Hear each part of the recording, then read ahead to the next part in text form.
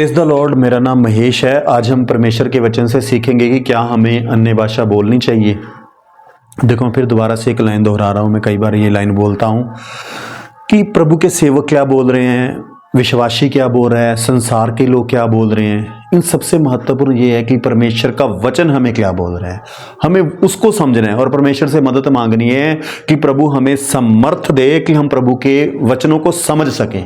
इसके लिए आप जरूर प्रार्थना करो कि प्रभु आपको समय दे कि आप उनके वचनों को समझ सकें। प्रभु ने कहा मांगो तो तुम्हें दिया जाएगा। अगर हम परमेश्वर से मांगेंगे ना कि प्रभु आप हमें वचनों को समझने की समय दीजिए, तो परमेश्वर हमें वो समय देंगे और हम वचनों को समझ सकेंगे। तो आज हम ना बाइबल से ही देखेंगे कि क्या अन्य भाषा हमें बोलनी चाहिए। इसके ऊपर हमारे डिस्कशन करेंगे। कुछ लोगों के मुंह से मैंने सुना, वो बोलते शैतान की भाषा है। देखो, मैंने तो कहीं पे नहीं बाइबल में पढ़ा यहाँ पे ये बात लिखी हो कि ये अन्य भाषा शैतान की भाषा है।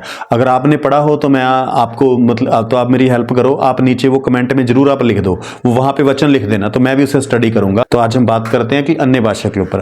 देखो, सबसे पहले हमारे लिए ना यीशु मसीह है। जिस बात को यीशु मसीह ने बोल दिया ना, वो हमारे लिए सबसे महत्वपूर्ण है। मतलब उसका तो फिर वो मतलब 100% वो हमें फॉलो करनी ही करनी है। जिस बात को यीशु मसीह ने बोल दी है, जो लाइन प्रभु यीशु ने बोली है, उसको हमें फॉलो करना ही करना है। तो हम बात करेंगे क्या प्रभु यीशु ने अन्य भाषा के बारे में बोला है, हम वो पहले देखते हैं। फिर हम देखेंगे प्रभु के मतलब के जो सेवक थे, पौलुस ने क्या बोला, पतरस ने क्या बोला। हम उन सबको बाइबल से स्टेप बाय स्टेप हम देखेंगे कि अन्य भाषा के बारे में प्रभु यीशु ने क्या बोला, पौलुस ने क्या बोला और पतरस ने क्या बोला। तो हम वचन से सीखते हैं। हम एक वचन पढ़ेंगे, मरकुस अध्याय 16 का 17। मरकुस 16 का 17 में क्या लिखा है, ये ना प्रभु यीशु ने ये लाइन बोली है। तो हम वो देखते हैं, मरकुस अध्याय 16 का 17। देखो, यहाँ पे लिखा हुआ है, प्रभु यीशु ने कहा विश्वास करने वाले में ये चिन्ह होंगे कि वे मेरे नाम से दुष्ट आत्माओं को निकालेंगे, नई नई भाषा बोलेंगे। अब ये किसने बोला वर्ड, प्रभु यीशु मसीह ने। कि विश्वास करने वाले के अंदर पहले क्या चिन्ह होगा कि वो मेरे नाम से क्या करेगा, दुष्ट आत्माओं को निकालेगा। उसके बाद ये लाइन प्रभु यीशु की है कि वो नई नई भाषा बोलेंगे। अब एक चीज और बताता हूं, ये जो अन्य भाषा है ना, ये हमें प्रभु की ओर से ही मिली हुई है। प्रभु यीशु मसीह खुद कह रहे हैं कि वो नई नई भाषा बोलेंगे, कि परमेश्वर आपको एक और भाषा देगा। जब प्रभु यीशु ने बोल दिया कि वो नई भाषा बोलेंगे, तो फिर हमें, मुझे लगता, किसी और को सुनने की जरूरत ही नहीं है कि प्रभु के सेवक क्या कह रहे हैं। जो बात प्रभु यीशु ने बोल दी ना, मैं उसको मानूंगा चाहे कुछ भी हो जाए। आपका भी नजरिया ऐसा ही होना चाहिए कि जो प्रभु यीशु ने बोला है ना, वो बात 100% सही है। तो प्रभु ने कहा है कि विश्वासियों के अंदर ये चिन्ह है, ये प्रभु की ओर से दिया गया चिन्ह है कि ये मेरे ऊपर विश्वास करता है। जो बंदा अन्य भाषा बोल रहा है, बाइबल कह रही है, मैं नहीं कह रहा हूं, प्रभु ने कहा है कि विश्वास करने वालों में वो चिन्ह होंगे, वो मेरे नाम से दुष्ट आत्माओं को निकालेंगे, नई नई भाषा बोलेंगे। यानी प्रभु कह रहे हैं कि जो नई नई भाषा बोल रहा है, अन्य भाषा बोल रहा है, वो विश्वास करने वाला है, जो यीशु के ऊपर विश्वास करता है। अगर आप प्रभु के ऊपर विश्वास करते हैं तो फिर आप अन्य भाषा बोल सकते हैं। यानी कि बाइबल कह रही है कि भाषा आप बोल सकते हैं। अब इसके बाद आके कोई बंदा जो मर्जी हो, देखो ये ना अंत का समय चल रहा है। प्रभु यीशु ने कहा है कि अंत के समय में ना बहुत सारे झूठे भविष्यवक्ता उठ खड़े होंगे, वो झूठी शिक्षा देंगे, बाइबल के विरोध में बातें करेंगे। आगे ना हम और डिटेल में देखेंगे कि बाइबल अन्य भाषा के बारे में क्या बोलती है। वो वचन को तोड़ मरोड़ के पेश करेंगे, जहां बहुत सारे लोग ऐसे होंगे जो वचनों को, ऐसे वचन आपको सुनाना चाहेंगे जो आप सुनना चाहते हो। बाइबल क्या कहती है उनको कोई मतलब नहीं है, लेकिन जो आप सुनना चाहते हो वो आपको सुनाना चाहेंगे।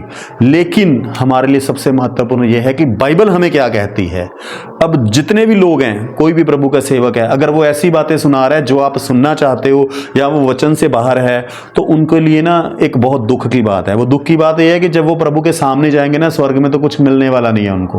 प्रभु, हो सकता है प्रभु उनको ये भी बोल दे कि मैं तुम्हें नहीं जानता, तुम कौन हो, है ना। तो एक मतलब जब वचन कह रहे हैं नई भाषा, प्रभु यीशु कह रहे हैं नई नई भाषा बोलेंगे, तो हम कैसे इस बात को बोल सकते हैं कि नहीं, अन्य भाषा नहीं बोलनी चाहिए, या ये शैतान की भाषा है। आगे हम और वचनों से देखेंगे। हम प्रेरितों के काम में पढ़ेंगे। सबसे पहले अब यहाँ पे प्रभु ने बोला है, मरकुस में प्रभु यीशु ने बोला है कि नई नई भाषा बोलेंगे, वो मुर्दों में से जिंदा हुए, जिंदा होने के बाद प्रभु के ये वर्ड हैं। उसके बाद हम देखते हैं, सबसे पहले प्रेरितों ने अन्य भाषा बोली। हम पढ़ेंगे प्रेरितों 2 अध्याय 1 से लेके 3 तक। प्रेरितों के काम 2 अध्याय 1 से लेके 3 तक। यहां पे क्या लिखा हुआ है,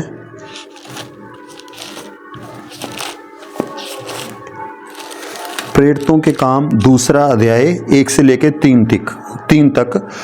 पवित्र आत्मा का उतरना। जब पिन्तेकुस्त का दिन आया तो वे सब एक जगह इकट्ठे थे। कौन सब? प्रभु के चेले सारे एक जगह पे इकट्ठे हैं।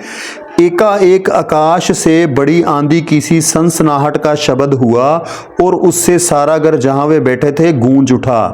अब वो सारे इकट्ठे हैं एक जगह पे, वहां पे क्या हो रहा है, बड़ी आंधी सी सनसनाहट और आ रही है, एक शब्द आ रहा है और सारा घर जहां वे बैठे थे गूंज उठा और उन्हें आग की सी जीभें फटती हुई दिखाई दी और उनमें से हर एक पर आ ठहरी। अब वहां पे क्या हो रहा है कि एक आग सी जीभें फटती हुई लोगों को दिखाई दे रही हैं और उनमें से हर एक पर आ ठहरी। वे सब पवित्र आत्मा से भर गए और जिस प्रकार आत्मा ने उन्हें बोलने की समर्थ दी वे अन्य अन्य भाषा बोलने लग गए। बाइबल कह रही ना, वो अन्य अन्य भाषा बोलने लग गए। कौन? प्रभु के चेले जो प्रभु के साथ में थे और प्रभु यीशु के ऊपर विश्वास करते थे, जिन्होंने प्रभु से शिक्षा ली थी और प्रभु ने वादा किया था कि मैं जा रहा हूं, मैं पवित्र आत्मा भेजूंगा और मैं सहायक तुम्हें भेजूंगा। वो प्रभु ने वादा किया था, वो प्रभु ने वादा पूरा किया और पवित्र आत्मा उनके ऊपर उतरा। और पवित्र आत्मा मिलने के बाद प्रभु के सारे चेले क्या करने लग गए? अन्य अन्य भाषा बोलने लग गए। तो प्रभु ने बोली थी वो नई नई भाषा बोलेंगे। अविश्वासी प्रभु के चेले वो नई नई भाषा, अन्य भाषा बोलने लग गए जी।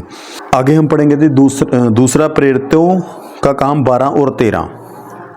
और वे सब चकित हुए और घबराकर एक दूसरे से कहने लगे, ये क्या हो रहा है? परंतु दूसरों ने ठट्ठा करके कहा, वे तो नई मदिरा के नशे में चूर हैं। अब यहाँ पे क्या हुआ? अब जब एक दूसरे से वो लोग क्या कहने लगे, पहले तो घबरा गए भी कि ये क्या हो गया, क्योंकि उनके लिए एक नई चीज थी। अब घबरा गए और उसके बाद क्या हो गया, वो देख रहे कि ये क्या होने लग गया, कि ये हम कौन सी भाषा बोलने लग गए।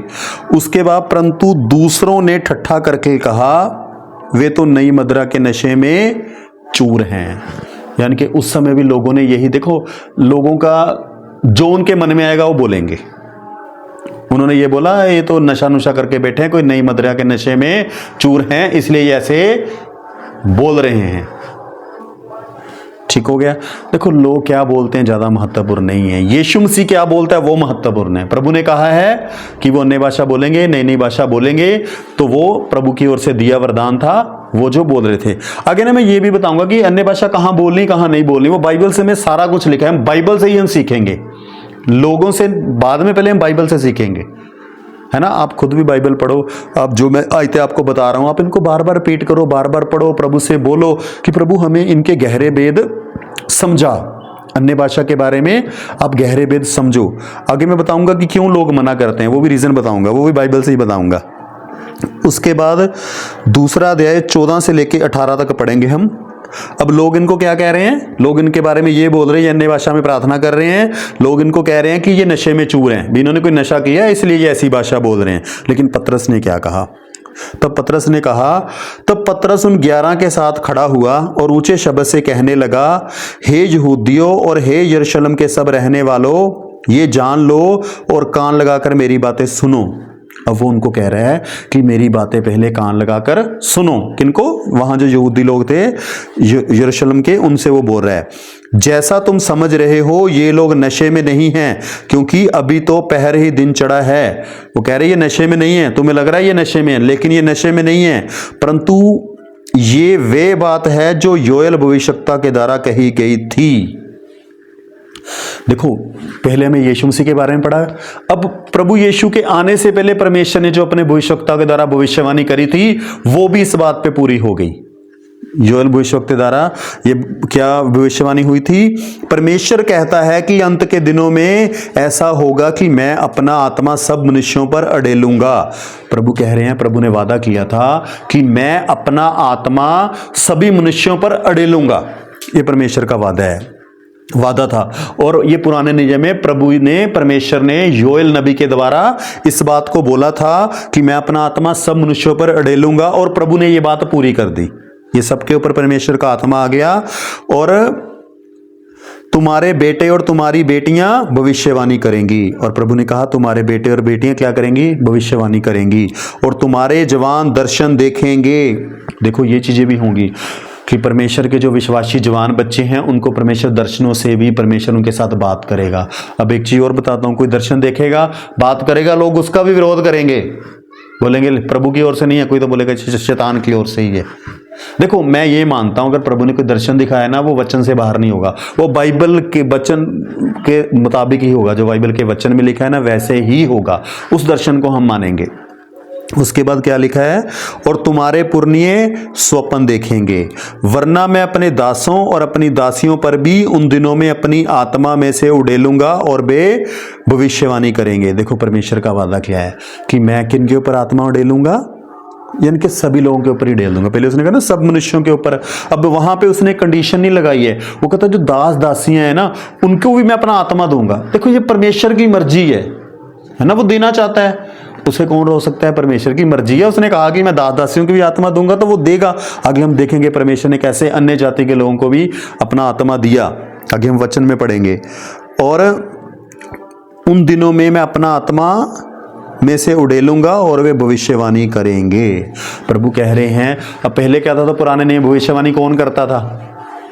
जिसके ऊपर प्रभु चुनता था, एक भविष्यवक्ता था, वही भविष्यवाणी करता था। लेकिन नए नियम में प्रभु ने देखो क्या कहा कि मैं सब मनुष्यों के ऊपर, दास दासियों के ऊपर भी आत्मा उड़ेलूंगा और वो पवित्र आत्मा के द्वारा उनकी मदद से वो क्या करेंगे? भविष्यवाणी करेंगे। पहले क्या सभी मनुष्यों को अधिकार था? नहीं था। ये प्रभु का दया है हमारे परमेश्वर की। वो देखो मर्जी का मालिक है, वो सृष्टि का मालिक है जी, उसका जो दिल चाहेगा वो करेगा। उसकी इच्छा है कि मैं अपने सब मनुष्यों को अपना आत्मा दूं, तो उसने दिया है। अब परेशानी किसको होगी? जो विरोधी है हमारा, जो दुश्मन है हमारा, वो परेशान होगा ना कि इसको क्यों मतलब ये आत्मा क्यों मिल रहा है इसको। अब बाइबल में हम पढ़ते हैं ना तो पुराने नियम में ये लिखा हुआ है कि शैतान को भी परमेश्वर ने अभिषेक दिया था। तो वैसे ही जब वो शैतान देखता है ना कि इंसानों को परमेश्वर अभिषेक देता तो उसको जलन होती है कि मेरा अभिषेक इनके पास क्यों चला गया, इसलिए वो जलता है, इसलिए वो हमसे नफरत करता है, इसलिए वो हमें वो कहता है ये ना मतलब प्रभु की ओर से नहीं है, ये आत्मा अभिषेक प्रभु की ओर से नहीं है, वो ये भी बोलेगा। जबकि वो ये जानता है कि ये अभिषेक परमेश्वर की ओर से है और वो हमारे प्रभु के विश्वासियों के अभिषेक से जलता है और वो उसी से डरता है। ये अभिषेक ही है जो हमें शैतान से लड़ने की समर्थ देता है। जब मैं प्रभु को नहीं जानता था ना तो मुझे भी ना बड़ा डर लगता होता था। कोई दुष्ट आत्मा वाला बंदा हो मुझे डर लगता होता था, मैं भी डर के भाग जाता था। भूत प्रेत वाला बंदा हो मुझे भी डर लगता था। मेरी हिम्मत नहीं थी कि मैं उससे बात कर पाऊँ। वो इतना गुस्से से बोलते थे लोग कि मैं डर के मैं भी भाग जाता था, क्योंकि मैं प्रभु यीशु को नहीं जानता था। लेकिन जब मैंने प्रभु यीशु को जाना, फिर कोई भी आ जाए, प्रभु का अभिषेक आया, फिर मुझे उनको दुष्ट आत्माओं के गुस्से से डर नहीं लगा। मैं किसी से बात कर रहा था, उसने कहा तुम्हें भूतों प्रेतों से डर नहीं लगता? मैंने कहा मुझे नहीं लगता। मैंने कहा आजकल तो हम मजाक करते हैं उनके साथ ना, एंटरटेनमेंट चलता है हमारा उनके साथ। यीशु मसीह के उस अभिषेक ने हमें इतनी समर्थ दे दी कि शैतान की दुष्ट आत्माएं भी यीशु के नाम से भागती हैं। बाइबल में एक बात लिखी है, प्रभु के चेलों ने कहा प्रभु, वो बड़े आनंदित हुए, कहते प्रभु दुष्ट आत्माएं हमारे वश में है। तो प्रभु ने कहा इस बात से आनंदित मत हो कि दुष्ट आत्मा तुम्हारे वश में है, लेकिन इस बात से आनंदित हो कि तुम्हारे नाम स्वर्ग में लिखे हुए हैं। ठीक हो गया जी। तो ये जो प्रभु के वादे हैं वो पूरे हो रहे हैं। आगे हम वचन पढ़ेंगे 2 का ही, प्रेरितों का काम 2 का 44 से लेके 46 तक। यहाँ पे लिखा हुआ है जी, और सब विश्वास करने वाले इकट्ठे रहते थे और उनकी सब वस्तुएं सांझे में थी। वे अपनी अपनी संपत्ति और सामान बेच बेच कर जैसी जिसकी आवश्यकता होती थी बांट दिया करते थे। वे प्रतिदिन एक मन होकर मंदिर में इकट्ठे होते थे और गड़गड़ रोटी तोड़ते थे हुए और आनंद और मन की सिधाई से भोजन किया करते थे। देखो इनके अंदर एक चीज और बहुत अच्छी थी। ये क्या थी? ये प्रतिदिन इकट्ठे होते थे मंदिर में और इकट्ठे भोजन किया करते थे, रोटी तोड़ते थे और मन की सिधाई से भोजन किया करते थे। और बहुत सारे लोग क्या करते थे, अपनी संपत्ति से भी दूसरे लोगों की हेल्प कर देते थे। देखो, अगर हमारे पास एक्स्ट्रा है, किसी को ज़रूरत है, तो हम उसकी हेल्प कर सकते हैं। मैं नहीं कहता अगर आपके पास नहीं है आप कर्ज लेके मत करो, अगर है एक्स्ट्रा तो हेल्प के आप योग्य हो तो कर दो, नहीं तो कोई प्रॉब्लम नहीं है।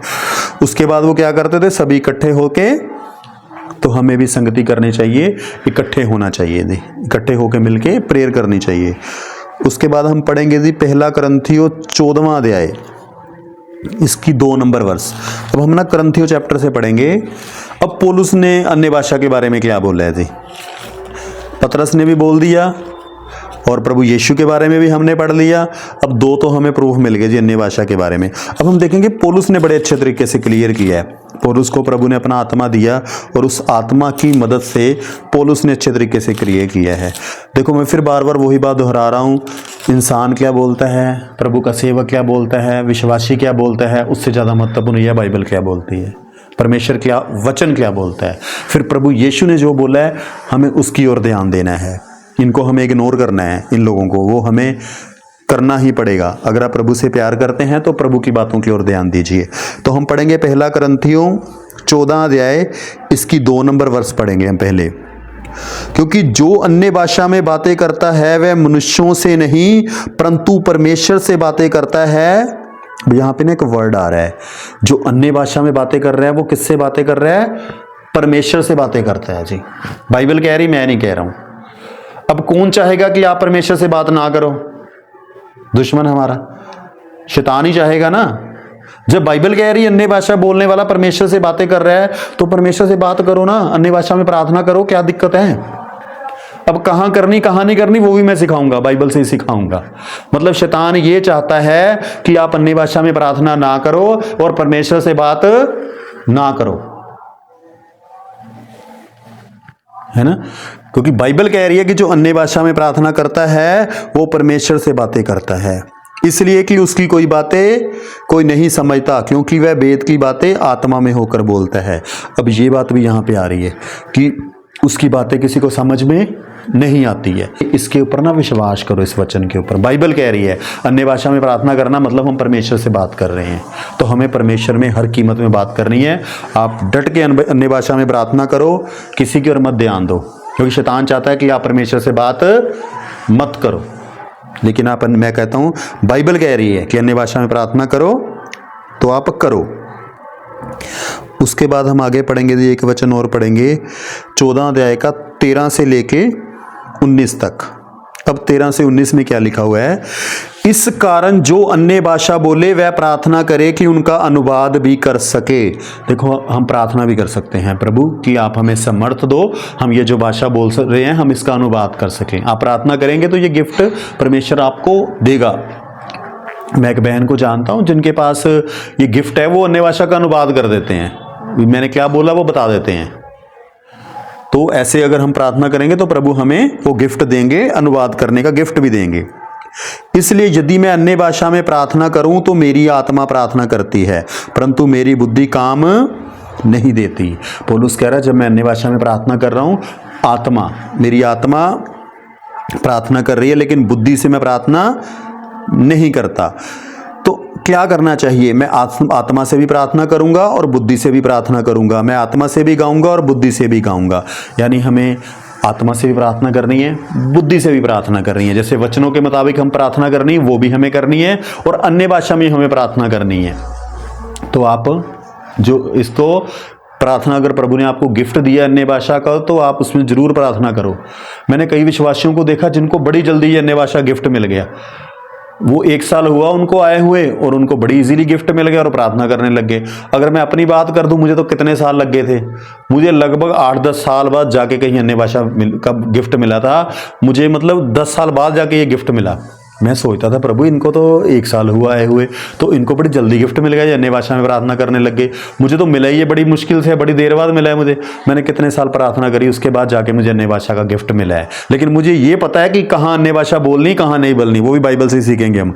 अब आगे हम भी कहाँ कहाँ बोलनी, कहाँ कहाँ नहीं बोलनी। पौलुस कह रहा अन्य भाषा में प्रार्थना करो और बुद्धि से भी प्रार्थना करो। यदि तू आत्मा ही से धन्यवाद करेगा तो फिर अज्ञानी तेरे धन्यवाद पर आमीन कैसे कहेगा, क्योंकि वह तो नहीं जानता कि तू क्या कहता है। देखो जब लोग इकट्ठे हुए हैं ना, वहाँ हमने अन्य भाषा में प्रार्थना नहीं करनी है।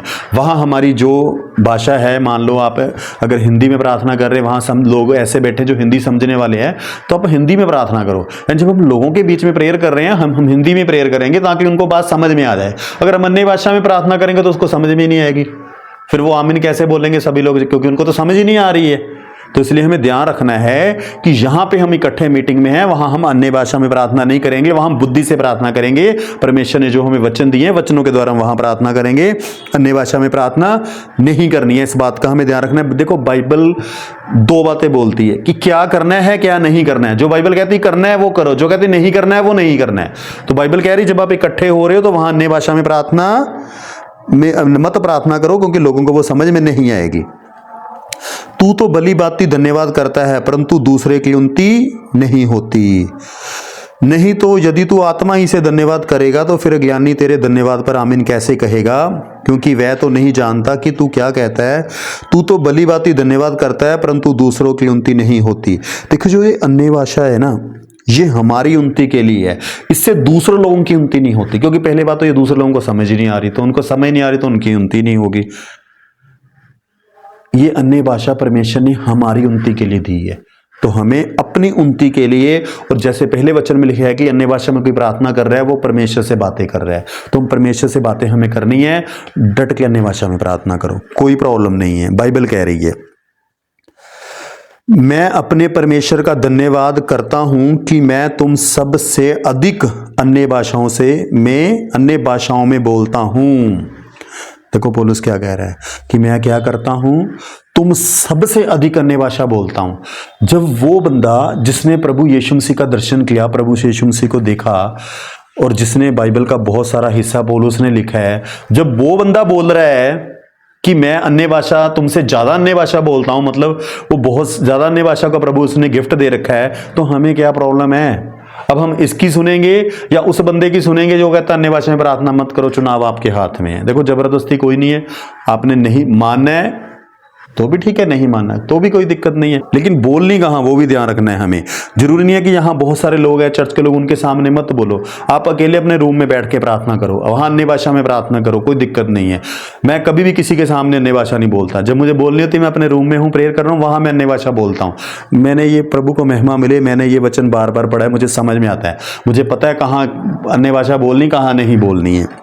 आगे हम देखेंगे, परंतु कलीसिया में अन्य भाषा में 10,000 बातें कहने से ये मुझे और भी अच्छा जान पड़ता है कि दूसरों के सिखाने के लिए बुद्धि से 5 ही बातें कहूं।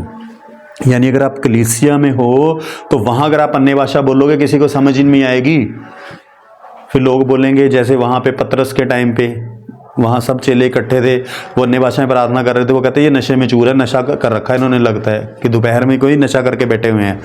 तो जब उनको समझ में आएगी लोग क्या बोलेंगे। लेकिन अगर आप 5 बातें बाइबल की बोल दोगे, उनको परमेश्वर का वचन बोल दोगे, तो उनको समझ में आ जाएगा। तो वो कह रहा है कि कलीसिया में अन्य भाषा बोलने से अच्छा है कि हम परमेश्वर का वचन सिखाएं। देखो यहाँ बाइबल की टीचिंग हो रही है, तो वहाँ बाइबल के वचनों को आप सिखाओ, ना कि वहां पर अन्य भाषा बोलो।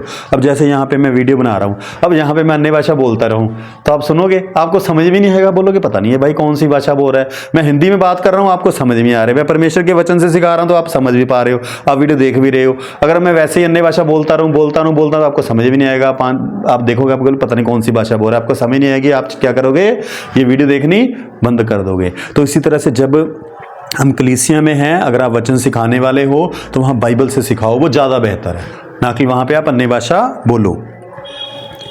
उसके बाद आगे हम पढ़ेंगे जी 22 नंबर 14 का 22 नंबर वर्ष। इसमें लिखा है, इसलिए अन्य भाषाएं विश्वासियों के लिए नहीं परंतु अविश्वासियों के लिए चिन्ह है, और भविष्यवाणी अविश्वासियों के लिए नहीं परंतु विश्वासियों के लिए चिन्ह है। तो अन्य भाषा किसके लिए चिन्ह है? अविश्वासियों के लिए, ये वचन कह रहा है। देखो अब आप अन्य भाषा बोल रहे हो तो अविश्वासी बंदा सोचेगा यार इसके पास कोई कुछ अलग है मेरे से, है ना। उसके लिए एक चिन्ह हो गया कि ये प्रभु की ओर से दिया हुआ गिफ्ट है जो हम अन्य भाषा बोल रहे हैं। लेकिन जो भविष्यवाणी है वो किसके लिए है? विश्वासियों के लिए है। जो बंदा प्रभु के ऊपर विश्वास करता है, तो पौलुस ये समझाना चाहते हैं कि अब आप उनको परमेश्वर का वचन सिखाओ, उनको वचन की जरूरत है। वो सीखेंगे तभी तो चलेंगे ना, नहीं सीखेंगे फिर वो पुराने सिस्टम से चलते रहेंगे। और आज ये बहुत हो रहा है, लोगों के पास वचन का ज्ञान नहीं है। वो जो उन्होंने प्रभु यीशु को जानने से पहले जो चीजें जानते थे आज भी वही करने में लगे हुए हैं। बहुत सारे लोगों तक बहुत सारी गलत इंफॉर्मेशन लोगों तक पहुंच रही है। एक मुझे भाई मिले, वो क्या बोल रहे हैं, प्रभु जाने सच है झूठ है मुझे नहीं पता, वो परमेश्वर जानता है। मुझे भाई ने बताया, मुझे यकीन तो नहीं हो रहा है, चलो उन्हें बताया, मैं आपको शेयर कर देता हूँ। कहते किसी प्रभु के सेवक ने बोला कि तुम्हारे ना ग्रह खराब हैं। मुझे डाउट हो रहा है कि शायद प्रभु का सेवक ऐसा नहीं बोल सकता। कहता तुम्हारे ग्रह खराब हैं, अगर तुम शादी कर लोगे तो तुम बच जाओगे, अगर शादी नहीं करोगे तुम्हारी डेथ हो जाएगी। मैंने कहा बाइबल में कहाँ लिखा है कि शादी करने के बाद तुम्हें सुरक्षा मिल जाएगी। अब समस्या क्या है, वो बंदा भी बाइबल नहीं ज़्यादा पढ़ता था। अब बाइबल नहीं पढ़ता तो उसको बाइबल की समझ नहीं है। अब मुझे अगर ये लाइन बोलेगा तो मैं सीधा सवाल पूछूंगा, भाई ये बाइबल में कहाँ लिखा है, मुझे वो आयत तो दिखा कहाँ पे ये लाइन लिखी है। मैंने कहा भजन संहिता 91 पढ़, हमारी सुरक्षा करने वाला परमेश्वर है, एक शादी थोड़ा हमें बचा लेगी। समस्या यही है कि लोग खुद बाइबल नहीं पढ़ते, इसलिए प्रॉब्लम होती है। हमें खुद ज़्यादा से ज़्यादा बाइबल पढ़ो। अगर आप परमेश्वर में चाहते हो ना कि यीशु के साथ आपका रिश्ता बना रहे, आप मजबूत बनो प्रभु में, तो खुद बाइबल पढ़ो। प्रभु से दुआ करो कि प्रभु एक अच्छा बाइबल सिखाने वाला मुझे दे, वो देगा। आप उससे बातचीत करो, प्रभु के सेवक से, उससे कुछ पूछो, नहीं समझ आता पूछ लो, क्योंकि वो 25 सालों से बाइबल पढ़ रहा है, 30 सालों से बाइबल पढ़ रहा है। प्रभु को धन्यवाद हो, प्रभु को महिमा मिले। मैंने प्रार्थना कर करके ना सेवकों से सीखा है। मैं प्रार्थना करता था, प्रभु मुझे एक अच्छा आत्मिक अगुआ दे प्रभु, जो मुझे सिखाए तेरी बातों को। मैं उनसे सवाल जवाब करता था कि मुझे ये बताओ बाइबल में ये ऐसा क्यों है, पूछता था मैं उनसे। उनको पूछने से आज मुझे ये बातें समझ में आती हैं। और मैं ऐसे लोगों को ढूंढता हूँ, खोजता हूँ कि जो मेरे से पूछे, मेरे से पूछो फोन करके आपने क्या पूछना है, मैं बताने को तैयार हूं। तो इसी तरह से हमें क्या करना है, खुद बाइबल पढ़नी है ताकि हम किसी की गलत शिक्षा में फंस ना जाएं। उसके बाद हम पढ़ेंगे जी इसी का 14 का 26 से लेके 33 तक, 26 से लेके 33 तक। इसलिए हे भाइयों क्या करना चाहिए, जब तुम इकट्ठा होते हो तो हर एक के हृदय में भजन या उपदेश या अन्य भाषा या प्रकाश या अन्य भाषा का अर्थ बताना रहता है। सब कुछ आत्मिक उन्नति के लिए होना चाहिए। वचन क्या कह रहे हैं कि जब हम सभी लोग इकट्ठे हो रहे हैं तो हमारे इकट्ठे होने से एक दूसरे की आत्मिक उन्नति होनी चाहिए। अगर परमेश्वर ने किसी के ऊपर कोई वचन का गहरा भेद दिया तो वो कलीसिया से उस गहरे भेद को शेयर करे ताकि लोगों का आत्मिक लेवल मजबूत हो। जैसे मुझे प्रभु ने वचनों के गहरे भेद बताने की समर्थ दी है, तो मैं मिलता हूं तो मैं वचन की बात करता हूं, वचन के भेद लोगों के ऊपर प्रकट करता हूं। तो ऐसे ही प्रभु ने जो भी आपको गिफ्ट दिया है, अब कुछ लोग ऐसे हैं जो बहुत अच्छी वर्शिप करते हैं। अब मैं नहीं मतलब वर्शिप बहुत अच्छी कर सकता, उन लोगों को बहुत अच्छी वर्शिप करते हैं, तो उनको वर्शिप के द्वारा लोगों को सिखाना चाहिए, वर्शिप करनी सिखानी चाहिए। तो ठीक है जी, कुछ अन्य भाषा, प्रकाश या अन्य भाषा का अर्थ बताना रहता है। अगर किसी को प्रभु ने गिफ्ट दिया है अन्य भाषा का जो समझ सकता है, तो वो उसको इस्तेमाल करके दूसरों की भलाई के लिए उसको यूज़ किया जा सकता है। यदि अन्य भाषा में बातें करनी हो तो 2 या बहुत हो तो 3 जन बारी बारी से बोले। देखो ये अन्य भाषा में प्रार्थना करने का सिस्टम भी बताया है। समस्या ये है ना, लोग बाइबल नहीं पढ़ते, इसलिए फिर वो गलत बातों की ओर देने लग जाते हैं। उसने बोला अन्य भाषा में प्रार्थना नहीं करनी। पौलुस कह रहा है कि अगर 2-3 लोग हैं तो बारी बारी एक बंदा प्रार्थना करे तब, अगर वहां पे कोई अनुवाद करने वाला है। अगर अनुवाद करने वाला नहीं है तो मत करो। परंतु यदि अनुवाद करने वाला ना हो तो अन्य भाषा बोलने वाला कलीसिया में शांत रहे। यानी अगर आपकी कलीसिया में, चर्च में कोई बंदा ऐसा नहीं है जो इसका अनुवाद कर सके, तो उसमें आपको अन्य भाषा बोलने की जरूरत नहीं है। बाइबल कह रही है, इसको मानो। उसके बाद क्या है, बाइबल कह रही है ना, वो शांत रहे और अपने मन से और परमेश्वर से बातें करे। आप मन में अन्य भाषा प्रार्थना करते रहो, किसी को सुनाई ना दे। आप अपने मन में प्रार्थना कर सकते हैं। देखो जो बाइबल कह रही है ना, अगर वो मानोगे तो जिंदगी बहुत अच्छी रहेगी। अगर नहीं मानेंगे तो फिर प्रॉब्लम ही प्रॉब्लम है। तो हमें बाइबल की बातों को मानना है, लोगों की बातों के ऊपर ध्यान नहीं देना है। भविष्यवक्ता में से 2 या 3 बोले और शेष लोग उनके वचन को परखें। यहां पे एक बहुत खूबसूरत बात लिखी है कि जो बंदा वचन सिखा रहा है ना, तो हमें हर एक के वचन को परखना है कि क्या ये बंदा सही बोल रहा है। बाइबल के आधार पे बोल रहा है, बाइबल के बाहर तो नहीं बोल रहा। देखो ये धीरे धीरे ये चीज़ आपके अंदर आ जाएगी। कैसे? प्रार्थना करने से। प्रार्थना करो कि प्रभु हमें ये वचन समझ आ पाए। अब मुझे समझ में आ जाता है, कोई बंदा गलत बोलता है, मैं मिनट में प्रभु का धन्यवाद हो, मुझे पता लग जाता है ये बाइबल से बाहर बात कर रहा है, इसको नहीं सुनना चाहिए। अब जो बाइबल के अंदर बात करता है मुझे वो भी समझ आ जाता है कि हाँ ये बंदा सही है, ये बंदा बाइबल के वचन के उद्धार के ऊपर बात कर रहे हैं, क्योंकि मैंने बाइबल पढ़ी हुई है। तो आप भी बात ज़्यादा से ज़्यादा बाइबल पढ़िए। परंतु यदि दूसरे पर जो बैठा है कुछ ईश्वरीय प्रकाश हो तो पहला चुप हो जाए। अब यहाँ पे क्या है कि अगर किसी के ऊपर कोई परमेश्वर उसको वेद बता रहा है तो उसको बोलने दो, दूसरे लोग वहाँ पे चुप हो जाए और उसकी सुने, क्योंकि तुम सब एक एक करके भविष्यवाणी कर सकते हो ताकि सब सीखें और सब शांति पाएं। देखो अलाउ करते हैं कि हम भविष्यवाणी कर सकते हैं, परमेश्वर का वचन कि भविष्यवाणी करो और सब क्या करो, इससे क्या होगा, सब लोग सीखें और शांति पाएं। देखो भविष्यवाणी वचन के आधार के ऊपर होनी चाहिए, ये नहीं है कि वचन के बाहर हो, है ना। ये वाली भविष्यवाणी नहीं होनी चाहिए। अब आपका लोन होने वाला है, कार मिलने वाली है, आपका वीजा लगने वाला है, ये भविष्यवाणी अकॉर्डिंग टू बाइबल नहीं है। बेहतर यही है, जैसे मैंने पहले पढ़ा था ना, तो पौलुस ने कहा कि मैं 5 बातें तुम्हें बाइबल में से सिखा दूं, वो ज़्यादा बेहतर है। तो बाइबल के जो 5 बातें बाइबल में से निकाल के वो सीखनी चाहिए। हमारे अंदर भी सीखने की इच्छा होनी चाहिए कि हमें सीखना और इसके मुताबिक जीवन जीना है। आज मुझे बड़ी खुशी होती है जब मैं खुद को देखता हूँ प्रभु की दया से, पवित्र आत्मा की मदद से, जब मैं उसके वचनों के ऊपर चलता हूँ ना, मुझे बड़ी खुशी होती है। मैं परमेश्वर को धन्यवाद देता हूँ कि प्रभु तेरा धन्यवाद, आपकी दया से मैं आपके वचनों के ऊपर चल पा रहा हूँ। और भविष्यवक्ताओं की आत्मा भविष्यवक्ताओं के वश में है। देखो बाइबल कह रही जो भविष्यवक्ता है ना, परमेश्वर का बंदा है ना, उसका आत्मा उसके वश में है। अब ऐसा नहीं है, देखो मुझे इतने साल हो गए हैं, अगर मैं भविष्यवाणी कर रहा हूँ कभी मैं आउट ऑफ कंट्रोल नहीं हुआ। ऐसा नहीं मेरे साथ हुआ कि मतलब मैं कंट्रोल से बाहर चल गया, मुझे पता नहीं लगा। मैं कंट्रोल में होता हूँ। अगर मैं अन्य भाषा बोल रहा हूँ ना तो मैं होश में रहता हूँ, मैं होश से बाहर नहीं जाता। मुझे पता होता है, क्योंकि परमेश्वर गड़बड़ी का नहीं परंतु शांति का परमेश्वर है। जो हमारा परमेश्वर है वो गड़बड़ी का नहीं है, शांति का परमेश्वर है। कुछ लोगों को मैंने देखा, वो पता नहीं कैसे, प्रभु जाने, मुझे इसके बारे में देखो ज़्यादा बात नहीं मैं बोलना चाहता, कि वो कोई इधर गिर रहा है, कोई उधर गिर रहा है, वो कोई, कुछ लोगों को मैंने देखा, क्या देखा कि लड़के क्या कर रहे हैं, बहनें हमारी उधर जा के उनके ऊपर गिर रहे हैं। कुछ ऐसे लोग भी देखे, कई जगह पे मैंने ऐसे भी देखा। देखो परमेश्वर का आत्मा जो है हमारे अंदर, बाइबल कह रही वो गड़बड़ी का नहीं, शांति का आत्मा। मुझे पता है ना उधर बहनें हैं तो उधर बंदा कैसे चला जाएगा। मेरे साथ तो कभी नहीं ऐसे हुआ कि मैं आउट ऑफ कंट्रोल हो गया प्रार्थना करते हुए, या कि मैं उधर बहनों के ऊपर जा रहा हूँ। मुझे पता है कि उधर बहनें हैं, मेरे दिमाग में ये बात है और मैं प्रार्थना कर रहा हूँ चाहे आंखें बंद करके, लेकिन मैं होश में होता हूँ। लेकिन मैंने कुछ लोगों को ऐसे देखा, फिर कहते हैं हमारे ऊपर पवित्र आत्मा उतरा, पवित्र आत्मा उतरा है। भाई तुम उधर जाके बहनों के ऊपर गिर रहे हो, ये तो गड़बड़ी वाला काम हो गया ना। तो इसलिए इन चीज़ों के ऊपर भी हमें ध्यान रखना है। जैसा पवित्र लोगों की सब कलीसियों में है, परमेश्वर ने हमें शांति का आत्मा दिया, तो वो हमारे जीवन में दिखनी भी चाहिए। उसके बाद हम पढ़ेंगे जी 14 का 37। यदि कोई मनुष्य अपने आप को भविष्यवक्ता या आत्मिक जन समझे तो ये जान ले कि जो बातें मैं तुम्हें लिखता हूं वो प्रभु की आज्ञाएं हैं। परंतु यदि कोई ये ना माने तो उसको भी ना मानो।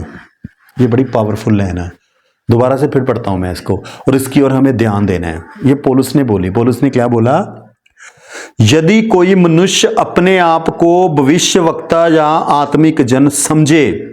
यहां पे वो कह रहा है कोई मनुष्य है, वो अपने आप को कह रहा है मैं बहुत बड़ा प्रचारक हूं, या मैं बहुत बड़ा भविष्यवक्ता हूं, मैं बहुत बड़ा आत्मिक जन हूं, मैं स्पिरिचुअल बंदा हूं बहुत बड़ा। लेकिन तो ये जान लो कि जो मैंने तुम्हें लिखा है, वो कहता जो मैंने तुम्हें लिखा है, ये जो बातें मैंने तुम्हें लिखी हैं कि अन्य भाषा में प्रार्थना करो, ये सब प्रभु की आज्ञाएं हैं।